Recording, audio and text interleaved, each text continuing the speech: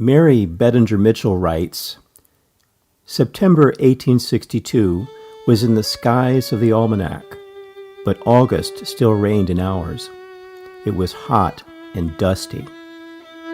The railroads in the Shenandoah Valley had been torn up, the bridges had been destroyed, communication had been made difficult, and Shepherdstown, cornered by the bend of the Potomac, lay as if forgotten in the bottom of somebody's pocket.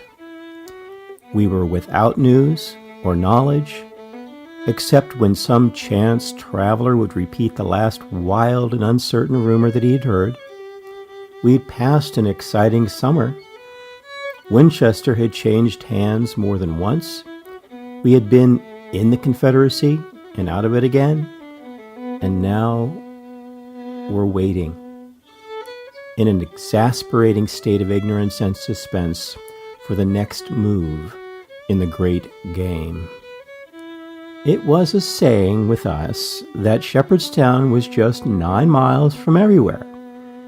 It was, in fact, about that distance from Martinsburg and Harper's Ferry, oft-mentioned names, and from Williamsport, where the armies so often crossed both to and from Maryland. It was off the direct road between those places and lay, as I said, at the foot of a great sweep in the river, and 5 miles from the nearest station on the Baltimore and Ohio Railroad. As no trains were running now, this was of little consequence. What was more important was that a turnpike road, unusually fine for that region of stiff red clay, led in almost a straight line for 30 miles to Winchester on the south, and stretched northward beyond the Potomac 20 miles to Hagerstown. 2 years later, it was the scene of Sheridan's Ride. Before the days of steam, this had been part of the old posting road between the valley towns in Pennsylvania, and we had boasted a very substantial bridge. This had been burned down early in the war, and only the massive stone piers remained. But 1.5 miles down the Potomac was the ford, and the road that lay to it lay partly above and partly along the face of rocky cliffs. It was a narrow and stony, and especially in one place around the foot of Mount Misery, it was very steep and difficult for vehicles. It was, moreover, entirely commanded by the hills on the Maryland side, but it was the ford over which some of the Confederate Army passed every year, and in 1863 was used by the main body of infantry on the way to Gettysburg. Beyond the river were the Cumberland Canal and its willow-fringed towpath, from which rose the soft and rounded outlines of the hills that from their farther slopes looked down upon the battlefield of Antietam. On clear days, we could see the fort at Harper's Ferry without a glass, and the flag flying over it, a mere speck against the sky, and we could hear the gun that was fired every evening at sunset. Now, Shepherdstown's only access to the river was through a narrow gorge, the bed of a small tributary of the Potomac, that was made to do much duty as it slipped cheerily over its rocks and furnished power for several mills and factories. Most of them at that time silent. Here were also 3 or 4 stone warehouses, huge empty structures, testifying mutely that the town had once had a business. The road to the bridge led through this cleft, down an indescribably steep street, skirting the stream's ravine, to whose sides the mills and factories clung in the most extraordinary fashion. In this odd little borough, then, we were waiting for developments, hearing first that our men were coming and then that they were not coming, when suddenly, on Saturday the 13th of September, early in the morning, we found ourselves surrounded by a hungry horde of lean and dusty tatterdemalions who seemed to rise from the ground at our feet. I did not know where they came from or to whose command they belonged, but I've since been informed that General Jackson recrossed into Virginia at Williamsport and hastened to Harper's Ferry by the shortest roads. These would take him some 4 miles south of us, and our haggard apparitions were perhaps a part of his force. They were stragglers at all events, professional, some of them, but some worn out by the incessant strain of that summer. When I say that they were hungry, I convey no impression of the gaunt starvation that looked from their cavernous eyes. All day they crowded to the doors of our houses with always the same drawling complaint. "I've been marching and fighting for 6 weeks steady, and I ain't had nothing to eat except green apples and green corn, and I wish you'd please give me a bite to eat." Their looks bore out their statements, and when they told us they had clean gin out, we believed them, and we went to get what we had. They could be seen afterward asleep in every fence corner and under every tree, but after a night's rest, they pulled themselves together somehow and disappeared as suddenly as they had come. Possibly they went back to their commands. Possibly they only moved on to repeat the same tale elsewhere. I know nothing of numbers, know what force was or was not engaged in any battle. But I saw the troops march past us every summer for 4 years, and I know something of the appearance of a marching army, both Union and Southern. There are always stragglers, of course, but never before or after did I see anything comparable to the demoralized state of the Confederates at this time. Never were want and exhaustion more visibly put before my eyes, and that they could march or fight at all seemed incredible. As I remember, the next morning it was Sunday, September 14th. We were awakened by heavy firing at 2 points on the mountains. We were expecting the bombardment of Harper's Ferry and knew that Jackson was before it. Many of our friends were with him, and our interest there was so intense that we sat watching the bellowing and smoking heights for a long time before we became aware that the same phenomena were to be noticed in the north. From our windows, both points could be observed, and we could not tell which to watch more keenly. We knew almost nothing except that there was fighting, that it must be very heavy, and that our friends were surely in it somewhere. But whether at South Mountain or Harper's Ferry, we had no means of discovering. I remember how the day wore on, how we stayed at the windows until we could not endure the suspense, how we walked about and came back to them, and how finally, when night fell, it seemed cruel and preposterous to go to bed still ignorant of the result. Nettie Lee writes, on September 14, 1862, our young cousins Henry and Charles Baltler surprised us by walking into their mother's house in Shepherdstown. They told us their battery in Jackson's command was near Carneysville en route to Harper's Ferry. They had come ahead on foot just to see us all and then cut across to Duffields to rejoin the battery. So Pink, Harry, and I got into the buggy and took in it all it could hold to see our friends as they passed the Ridge Road to Harper's Ferry. Jackson's foot cavalry was in a real trot as they passed, and we waved our hands and they theirs, for firing at Harper's Ferry had already begun. None of us dreamed what it was all about, for we knew that 2 days before, our army had crossed the Potomac at Williamsport.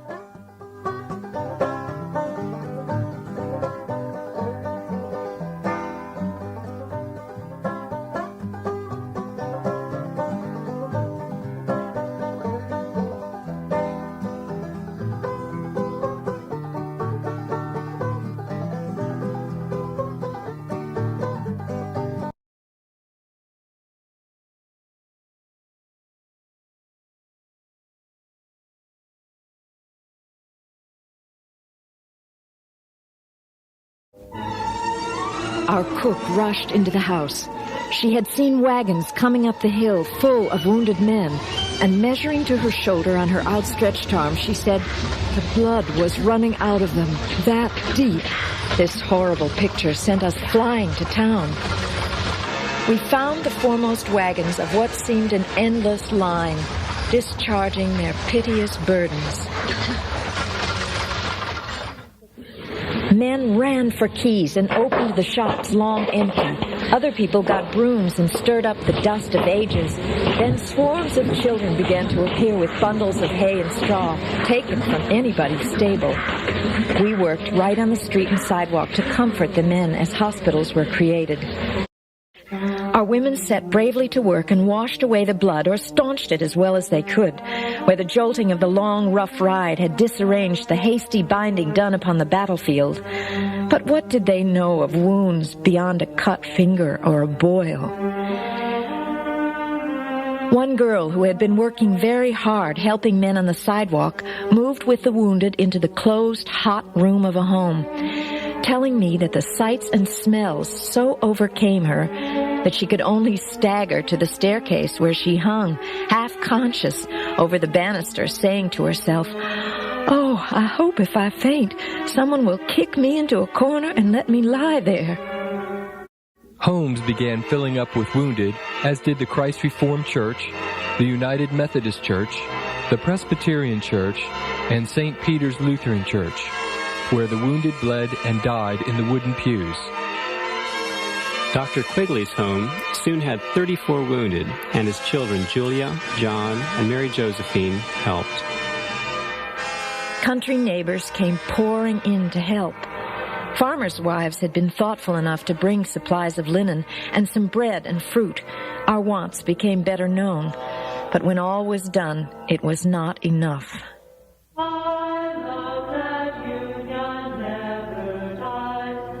As over 1,000 wounded soldiers were already in town, Rev C.W. Andrews decided the doctors and residents needed Trinity Episcopal Church to rest and pray in peace.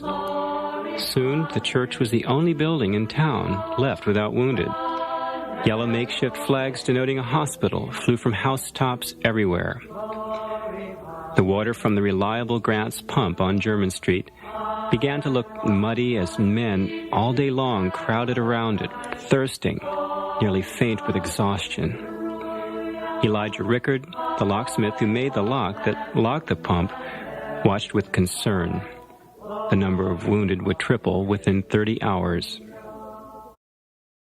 Cannonading began over the Potomac, and once in a while a shell came over on our side. Then we heard that some wounded were being brought into Shepherdstown, several into the old Schnively house, and some into the Perrins. I rushed into town, and as I entered the door of the former mansion, I saw my first wounded man, with 2 soldiers supporting him as the surgeon probed for a ball in his wrist. He asked for water. I ran to get some, and then fanned him while the cutting and probing continued. No anesthetic relieved his pain. No cry escaped his lips, save once in a while a long breath and an ouch. At last, the ball was cut out. He never flinched or fainted, but alas, I almost did and opened the door for air. Soon, every room was filled with the wounded. I went next to a Mississippian with a hole in his cheek.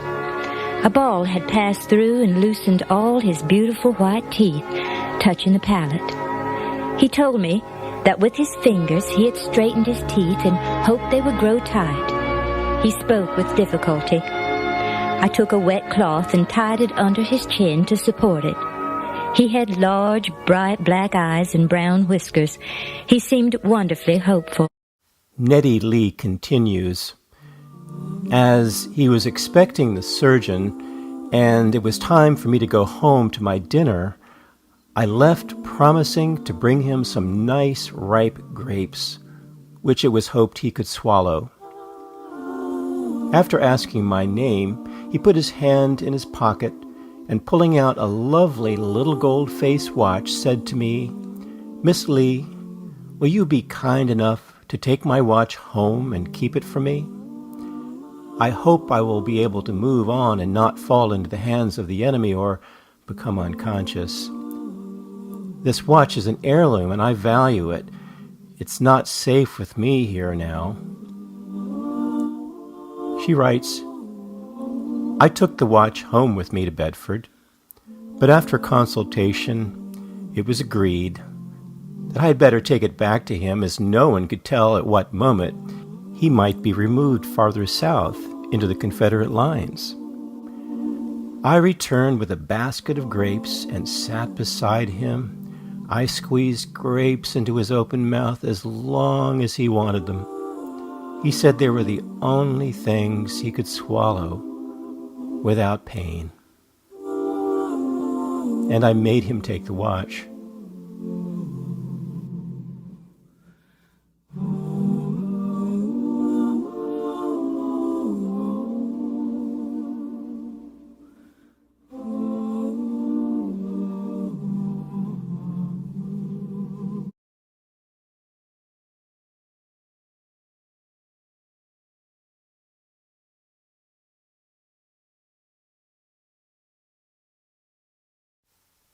Mary Bettinger Mitchell continues. We worked far into the night that Monday, went to bed late, and rose early next morning. Tuesday brought fresh wagon loads of wounded, and would have brought to spare except that they were accompanied by an apology for a commissariat. Soon, more reliable sources of supply were organized among our country friends. Some doctors also arrived who were, with a few honorable exceptions, might as well have stayed away. The remembrance of that worthless body of officials stirs me to wrath. 2 or 3 worked conscientiously and hard, and they did all the medical work except what was done by our own town physicians.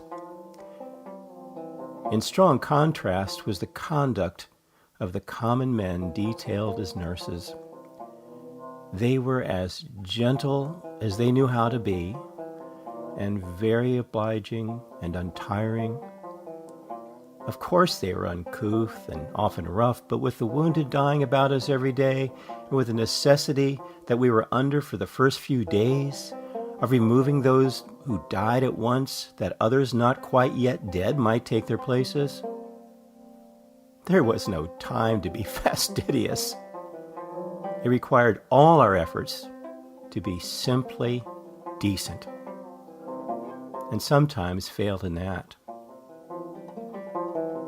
We fed our men as well as we could from every available source and often had some difficulty feeding ourselves. The townspeople were very hospitable, and we were invited here and there but could not always go or hesitated, knowing every house was full. I remember once that having breakfasted upon a single roll and having worked hard among sickening details, about 4 o'clock I turned wolfishly ravenous and ran to a friend's house down the street. When I got there, I was almost too faint to speak, but my friend looked at me and disappeared in silence, coming back in a moment with a plate of hot soup. What luxury! I sat down then and there on the front doorstep and devoured the soup as if I had been without food for a week. It was known on Tuesday that Harper's Ferry had been taken by the Confederates, but it was growing evident that South Mountain had not been a victory. We had heard from some of our friends, but not from all, and what we did hear was often most unsatisfactory and tantalizing. For instance, we would be told that someone whom we loved had been seen standing with his battery, had left his gun an instant to shake hands and send a message, and had then stepped back to position while our civilian informant had come away for safety.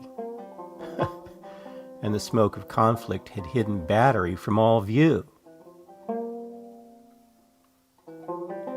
As night drew nearer, whispers of a great battle to be fought the next day grew louder, and we shuddered at the prospect, for battles had come to mean to us, as they never had before, blood, wounds, and death.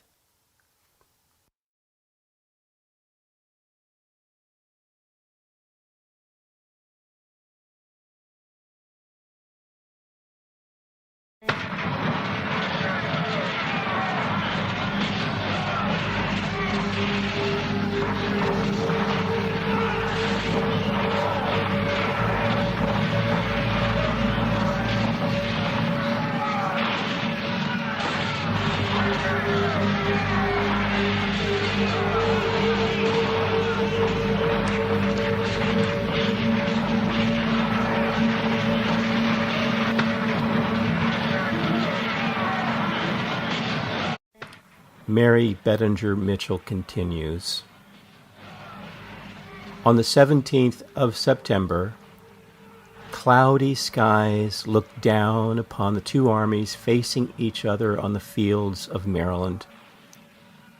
It seems to me now that the roar of that day began with the light, and all through its long and dragging hours, its thunder formed a background to our pain and terror. If we had been in doubt as to our friends' whereabouts on Sunday, there was no room for doubt now. There was no sitting at the windows now and counting discharges of guns or watching the curling smoke. There were noise, confusion, dust, throngs of stragglers like these, horsemen galloping about, teamsters swearing, wagons rumbling, in the midst of which men were dying, fresh wounded arriving, surgeons amputating limbs and dressing wounds, women going in and out with bandages, lint, medicines, and food. An ever-present sense of anguish, dread, pity, and I fear hatred. These are my recollections of Antietam. Mary Bettinger Mitchell continues, we went about our work with pale faces and trembling hands, yet trying to peer composed for the sake of our patients who were much excited. We could hear the incessant explosions of artillery, the shrieking whistles of the shells, and the sharper, deadlier, more thrilling roll of musketry, while every now and then the echo of some charging cheer would come, borne by the wind, as the human voice pierced that demoniacal clangor. We would catch our breath and listen and try not to sob and turn back to the forlorn hospitals, to the suffering at our feet and before our eyes, while imagination fainted at the thought of those other scenes hidden from us beyond the Potomac.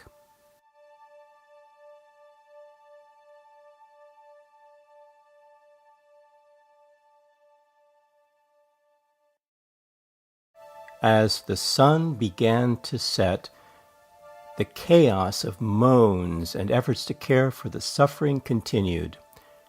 At last, Elijah Rickards stepped in, and among the soldiers that towered above him lowered the pump handle they all grabbed for and locked it tight to the pump. A roar of anger and frustration came upon him. The soldiers almost mutinied, but his firmness and the courage that housed within his frail, elderly frame so impressed them that their frustration broke into cheers. After all, water had to be saved. When night came, we could still hear the sullen guns and hoarse, indefinite murmurs that succeeded the day's turmoil. We sat in silence, looking into each other's tired faces. There were no impatient words, few tears, only silence and a drawing close together as if for comfort. We were almost hopeless, yet clung with desperation to the thought that we were hoping. But in our hearts we could not believe that anything human could have escaped from that appalling fire. Across the river, innumerable campfires were blazing, and we could but too well imagine the scenes that they were lighting. That night, after the battle, was a fearful one. Not a soldier, I venture to say, slept half an hour. It was a dreadful scene, a veritable field of blood. The dead and dying lay as thick as harvest sheaves. The pitiable cries for water and appeals for help were much more horrible to listen to than the deadliest sounds of battle. Silent were the dead and motionless. But here and there were raised stiffened arms. Heads made a last effort to raise themselves from the ground. Prayers were mingled with oaths and oaths of delirium. And the men wriggled over the earth. Midnight withheld all distinction between the blue and the gray. My horse trembled under me in terror, looking down at the ground, sniffing the scene of blood, stepping falteringly as a horse will over or by the side of human flesh, afraid to stand still, hesitating to go on, his animal instinct shuddering at this cruel human mystery. Once his foot slid into a little shallow filled with blood and spurted a little stream on his legs and my boots. I had surfeit of blood that day, and I couldn't stand this. I dismounted. General Jackson had said he would have me relieved in a few hours, but the garish sun had risen and was throwing its merciless searchlight on the debris of that ghastly battlefield when he made his appearance in person and took a careful, critical view of all the surroundings. Oh, death, please fire me over till another year. Mary Bedinger Mitchell wrote, "On Thursday, the two armies lay idly facing each other, but we could not be idle. The wounded continued to arrive until the town was quite unable to hold all the disabled and suffering. They filled every building and overflowed into the country round, into farmhouses, barns, corn cribs, cabins, wherever 4 walls and a roof were found together. Those able to travel were sent on to Winchester and other towns back from the river, but their departure seemed to make no appreciable difference. There were 6 churches, and they were all full. The Odd Fellows Hall, the Freemasons, the little town council room, the barn-like place known as the drill room, all the private houses after their capacity, the shops and empty buildings, the schoolhouses, every inch of space, and yet the cry was for more room. The unfinished town hall had stood in naked ugliness for many a long day, but somebody threw a few rough boards across the beams, placed the piles of straw over them, laid down single planks to walk upon, and lo, it was a hospital at once. The stone warehouses down in the ravine and by the river had been passed by because low and damp and undesirable sanitariums, but now their doors and windows were thrown wide, and with barely time allowed to sweep them, they were all occupied. Even the old Blue Factory, an antiquated, crazy, dismal building of blue stucco that peeled off in great blotches, which had been shut up for years and was in the last stages of dilapidation.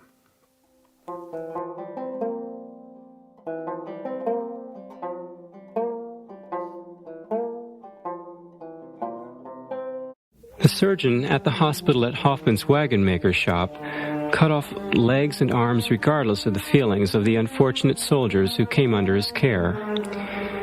There was in this place a big soldier who was suffering from the greatest pain from a ball in his foot. There were indications of gangrene.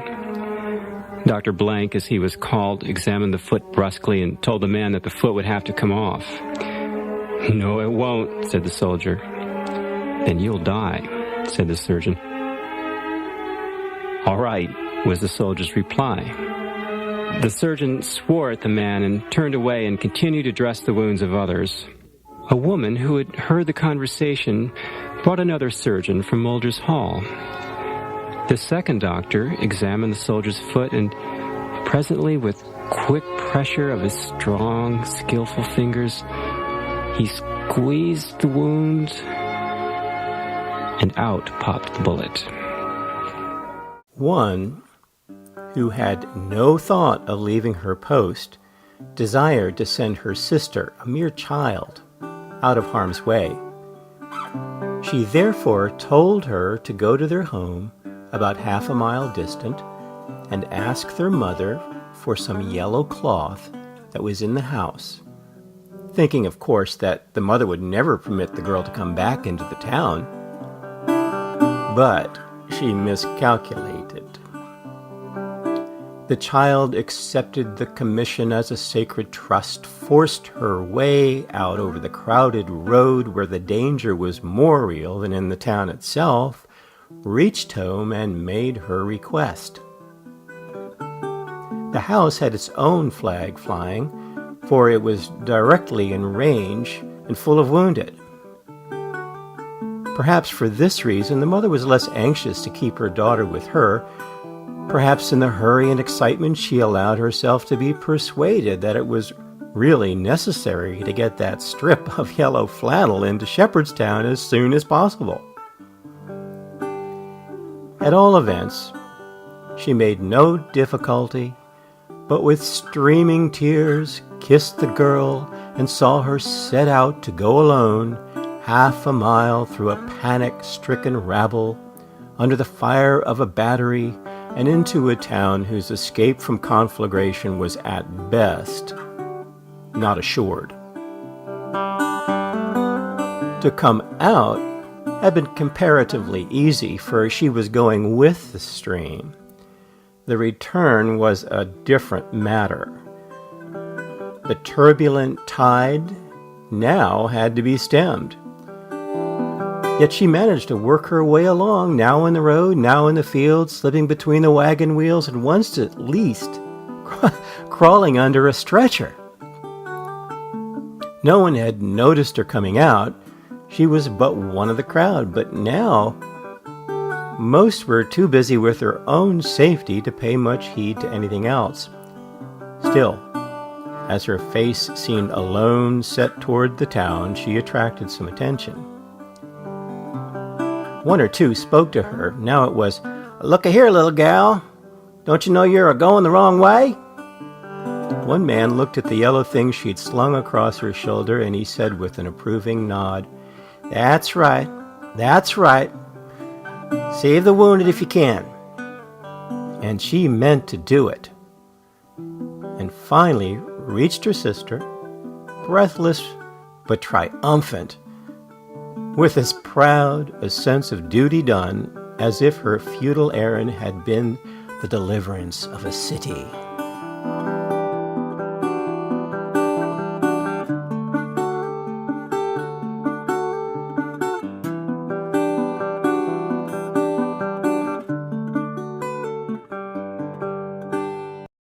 Mary Bettinger Mitchell continues, "I had just taken a bowl of gruel to a friend in the old blue factory, and she was walking across the floor with the bowl in her hands when a shell crashed through a corner of the wall and passed out at the opposite end of the building, shaking the rookery to its foundations, filling the room with dust and plaster, and throwing her upon her knees to the floor. The wounded screamed, and had they not been entirely unable to move, not a man would have been left in the building. But it was found that no one was hurt, and things proceeded as before. I asked her afterward if she was frightened. She said yes, when it was over, but her chief thought at the time was to save the gruel, for the man needed it, and it had been very hard to find anyone composed enough to make it. A Mrs. Snyder visited the soldiers that filled her Presbyterian church, carrying a large kettle brimming with her potato and green bean stew.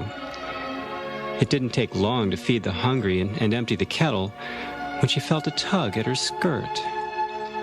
She stopped to see a young fellow, scarcely 17 years old, holding to her dress. He said, "Have you any more beans?" She said she had not, but would cook more beans and bring them Friday morning. "Will you bring me some?" She said she would. "Please bring me a lot of them." Mrs. Snyder's mother heart went out to this golden-haired lad. She stooped down and kissed him and held him close for a moment as tears filled her eyes and his. And then he forced a smile, and she replied she wouldn't forget to bring him a whole lot of beans. 16-year-old William L. Reinhardt crawled across Packhorse Ford, wounded in both the hand and the foot. For 2 long days and nights after that, he lay behind the old Boltler cement mill, while a courier brought word of his whereabouts to his family farm at Mulder's Crossroads. Jacob Wintermore even remembered the man who wounded him, a man from Hagerstown named Heedwold.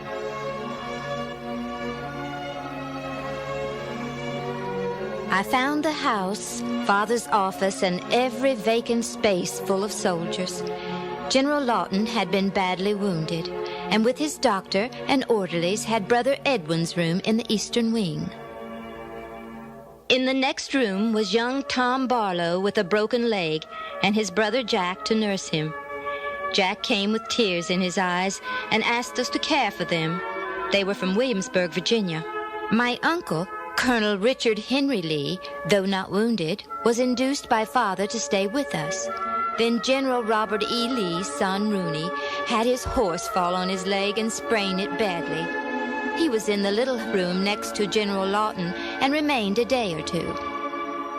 In the room next to my own was a poor fellow named Willis, who soon began to develop typhoid fever, was ill for weeks, and died there. That Thursday night, the 18th, was raining, but Dr. Quigley left his house to visit one of the men cared for by Mrs. Henrietta Bettinger Lee at Bedford.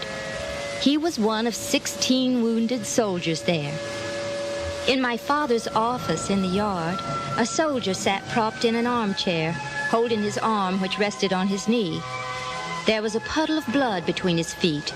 Blood was dropping from a wound, small and not painful, but it had dropped all day. We had tried to get a surgeon to tie the artery. We feared he would die before morning. At last, Mother sent a note to dear old Dr. Quigley, our family physician. It was dark and it was raining, but he came to us with only a dim lantern to guide his footsteps. He told us he could not see to take up the artery, but thought his medicine would clot the blood and staunch it until morning. It did relieve the patient, who slept quietly all night with a friend beside him. On Thursday night, we heard more than the usual sounds of disturbance and movements, and in the morning we found the Confederate Army in full retreat.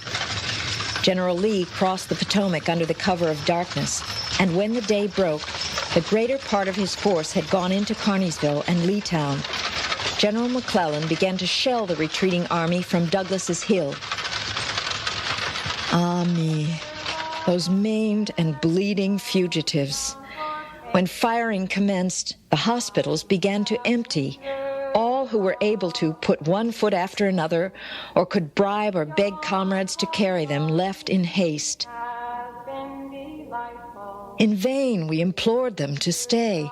In vain we showed them the folly and the suicide of the attempt.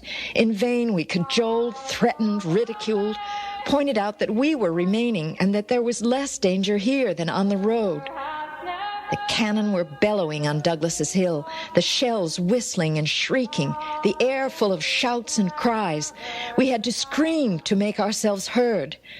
The men replied that the Yankees were crossing, that the town was about to be burned, that we could not be made prisoners, but they could, that anyhow they were going as far as they could walk or be carried. And go they did. Men with cloths about their heads went hatless in the sun. Men with cloths about their feet limped shoeless on the stony road. Men with arms in slings, without arms, with one leg, with bandaged sides and backs. Men in ambulances, carts, wheelbarrows. Men carried on stretchers or supported on the shoulders of some self-denying comrade. All who could crawl went, and went to almost certain death. Nettie Lee hurried to Snively House to see the young soldier from Mississippi, but he had gone. The soldier at Hoffman's wagon maker shop, who refused Dr. Blank's decision to amputate, left with his army on a new set of handmade crutches made for him by a resident. The soldier, who had been bleeding heavily from his wound at Bedford, was propped up on a cavalry horse by his comrades, and he too left with the army. Wounded men left on peg legs, taken from a stairway banister. And perhaps thinking of her husband, who had been mortally wounded at Manassas, Lily Perrin Lee and her sister Annie also begged their wounded soldiers to stay and heal. Mrs. Snyder arrived once again at the Presbyterian Church, carrying her kettle of fresh, specially made green bean stew, just as an attendant was placing a sheet over the young soldier she had promised the stew. Having thought of her young friend most of the night, she was heartbroken. She turned and offered her gift of food to the living. Our hospitals did not remain empty. It was but a portion who could get off in any manner, and their places were soon taken by others who had remained nearer the battlefield and attempted to follow the retreat, but having reached Shepherdstown could go no farther. We had plenty to do, but all that day we went about with hearts bursting with rage and shame, and breaking with pity and grief for the needless waste of life. O child of my heart, how I long for quietness and rest. May God in His mercy bless you and keep you, is your devoted mother's prayer. Oh, how many desolate homes, orphan children, and widowed mothers has this vile, cruel, and oppressive war caused. The Battle of Sharpsburg and Antietam ended truly on Saturday, September 20th, with a bloody, unsuccessful attempt by Federal soldiers to catch the tail end of the retreating Confederate Army at Packhorse Ford. Only soldiers under Confederate General A.P. Hill turned back the attempt. Federal soldiers from Philadelphia, called the Corn Exchange Regiment because they just recently joined the Army in exchange for a bonus provided by the corn brokers, were trapped and killed on the hills of Shepherdstown, or as they tried suicidally to recross the river. Their rifles, not yet used in war, did not work. According to an eyewitness, the slaughter was terrific. The Potomac was reddened with blood and corpses. The event signaled the true climax of General Robert E. Lee's high-stakes invasion into the North. Those few days, those few events of Old Testament enormity and scale are what the people of once sleepy Shepherdstown bore witness to. Those few days and those few events forged the purpose of the war and have been the American chronicle ever since, for the parent, the child, the meek, and the mighty alike. An estimated 5,000 wounded soldiers were cared for in Shepherdstown during and after the battles. 2,500 Confederate wounded, still on the Maryland side, were treated by Federal doctors. When Federal troops took control of Shepherdstown, they exchanged wounded and brought some Federal wounded from Shepherdstown back to Maryland. Confederate dead were buried in Elmwood Cemetery in Shepherdstown. To Henrietta Lee, recovered soldier Tom Barlow wrote from Richmond, "It was indeed with sad hearts that we parted with you all, to whose kindness we owed so much." Felix Warren wrote to the ladies of Shepherdstown, "May the blessings of an unseen hand upon this place attend, for they have indeed proved to us to be the soldier's friend. Fathers, mothers, sisters dear, for us count do not more, for they have eased our painful wounds, whilst weltering in our gore." Mary Bedinger Mitchell writes, "The country grew more composed. General Lee lay some 7 miles south of us, and General McClellan rested quietly in Maryland. On Sunday, we were able to have some short church services for our wounded, cut still shorter, I regret to say, by reports that the Yankees were crossing. Such reports continued to harass us, especially as we feared the capture of our friends, who would often ride down to see us during the day, but who seldom ventured to spend a night so near the river. We presently passed into a debatable land when we were in the Confederacy in the morning, in the Union after dinner, and on neutral ground at night.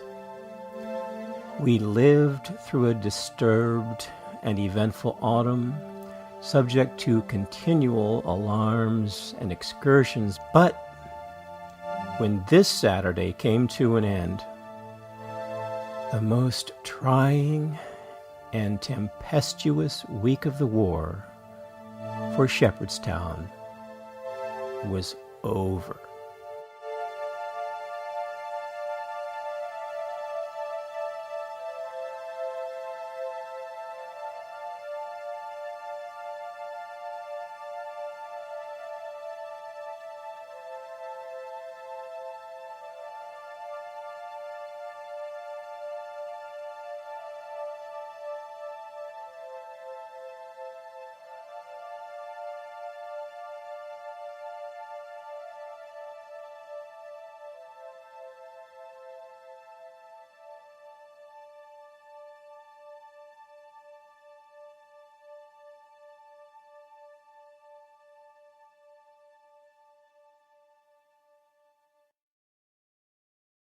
Without exaggeration, I almost pine to see that romantic little town of Shepherdstown on the banks of the Potomac, where the virgins are soft as the roses they twine, and all save the soul of man is divine. Not knowing that his beloved son had already died of wounds and typhoid, Lieutenant Colonel W.R. Willis fearfully wrote back to Henrietta Lee on October 16, 1862, "I will thank you to inform us by telegraph or other means of his condition, it being possible for his mother to get to him." That winter, residents of Shepherdstown went hungry. Typhoid fever reached record levels. Yet, unlike many, the town lived on.